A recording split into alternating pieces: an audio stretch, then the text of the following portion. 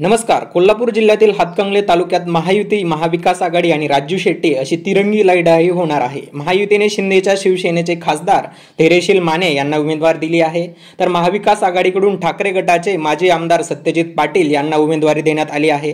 तर स्वाभिमानीचे राजू शेट्टी देखील मैदानात उतरले आहेत. दरम्यान राष्ट्रवादी शरद पवार पक्षाचे प्रदेशाध्यक्ष जयंत पाटील यांनी शिंदे गटाच्या आमदाराची भेट घेतली आहे. त्यामुळे आता शिंदे सेनेच्या खासदारांचा करेक्ट कार्यक्रम होणार का अशी चर्चा रंगली आहे. जयंत पाटील यांनी शिंदे सेनेचा आमदार राजेंद्र पाटील यड्रावकर यांची भेट घेतली. राजेंद्र पाटील यांच्या जयसिंगपूर मधील घरात दोघांची भेट झाली. यावेळी जयंत पाटील यांचे पुत्र प्रतीक पाटील हे सुद्धा सोबत होते. जयंत पाटील यांनी हातकंगले लोकसभा मतदारसंघा संदर्भात ही भेट घेतल्याची माहिती समोर येत आहे. त्यामध्ये महाविकास आघाडीचे उमेदवार सत्यजित पाटील सरुडकर यांना आमदार यड्रावकर यांनी मदत करावी असं जयंत पाटील यांनी यड्रावकरांना सांगितले आहे. हातकंगले लोकसभा मतदारसंघात धैर्यशील माने यांच्याबाबत नाराजी असल्याची चर्चा आहे.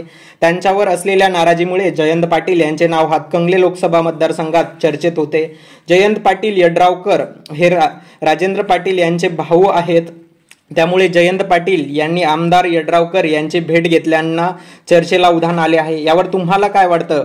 तुमची प्रतिक्रिया कमेंट बॉक्समध्ये नक्की कळवा आणि अशाच नवीन राजकीय घडामोडीसाठी आपले चॅनल सबस्क्राईब करा आणि सोबतचं बेल आयकॉन सुद्धा प्रेस करा. जय हिंद, जय महाराष्ट्र. धन्यवाद.